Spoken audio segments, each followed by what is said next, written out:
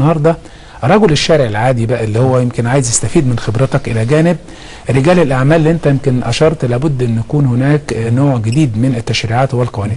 هل لابد انه يكون هناك نوع زي كده بنقول كتيب يطرح بعد هذه القوانين او ينشر في الجريده الرسميه عشان يبقى متداول لكل انسان يعرف اللي له ولا عليه، ولا ما زال برضو اي واحد عشان يعرف معلومه بيرجع لخبير او واحد متخصص؟ والله في الحقيقه دي مشكله حقيقيه حضرتك حطيت ايدك عليها. المشكله دي احنا بنواجهها وهي الوعي القانوني.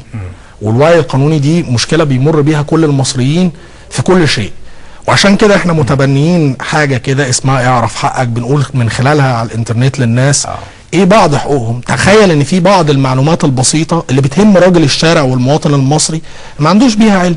يعني تعالى نتكلم المستهلك. تعرف حقك دي بتخاطب مين؟